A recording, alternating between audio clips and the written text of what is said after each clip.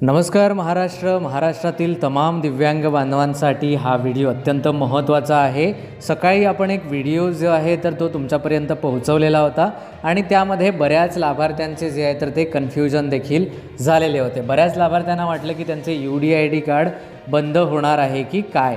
तर ही कन्सेप्ट काय आहे हे आज आपण जाणून घेणार आहोत। तर बघा, सरकारने महाराष्ट्र शासनाचं जे महामंडळ आहे, कुठलं बसचं जे आहे परिवहन महामंडळ ज्याला आपण म्हणतो, तर त्यांनी काय केलेलं आहे की एक नवीन परिपत्रक काढलेलं आहे आणि त्या परिपत्रकाच्या माध्यमातून जे आहे तर ते लाभार्थ्यांना सांगितलेलं आहे की तुम्हाला जे आहे तर ते नवीन NCMC कार्ड जे आहे तर ते काढावं लागणार आहे।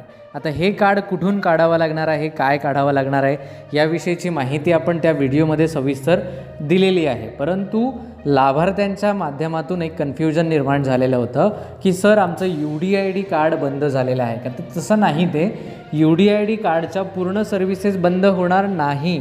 तुमचं जे आहे तर ते महामंडळ बसमध्ये मिळणाऱ्या ज्या सवलती आहेत तर त्या UDID कार्डवर तुम्हाला मिळणार नाही। ठीक आहे। तर सकाळी बऱ्याच लाभार्थ्यांनी जे आहे तर ते आपल्याला प्रश्न विचारलेले होते की सर हे असं कसं होणार किंवा कुठून कार्ड काढायचं, काय काढायचं।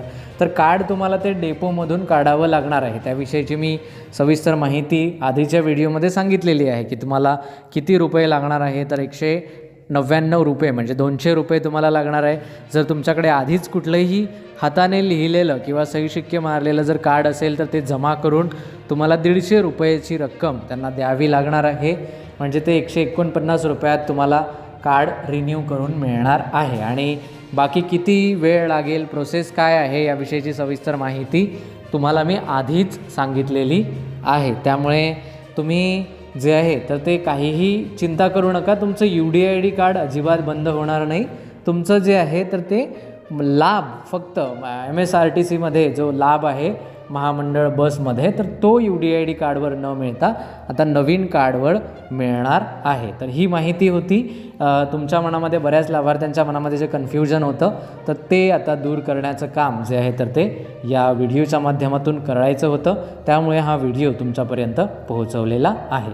त्यामुळे कुणीही असं समजू नका की तुमचं UDID कार्ड बंद होणार आहे। तुमच्या UDID कार्डवर मिळणाऱ्या बसमध्ये मिळणाऱ्या सवलती खास करून बंद होणार आहे। ठीक आहे। कारण त्यांनी नवीन योजना आणलेली आहे। जसं ट्रेनचा स्वतंत्र पास असतो त्याप्रमाणेच ही देखील यांनी देखील एक स्वतःचं कार्ड आणलेलं आहे। तर आत्तापर्यंत जे आहे तर ते UDID कार्डवर हे काम चालायचं, परंतु आत्ता जे आहे तर त्यामध्ये बदल करण्यात आलेला आहे। तर आजच्यापुरती एवढीच माहिती। जर तुम्हाला व्हिडिओ आवडला असेल तर व्हिडिओला लाईक करा, चॅनलवरती नवीन असाल तर चॅनलला नक्की सबस्क्राईब करा। चला तर भेटूया पुन्हा एकदा नवीन माहितीसह नवीन व्हिडिओमध्ये। तोपर्यंत नमस्कार, धन्यवाद।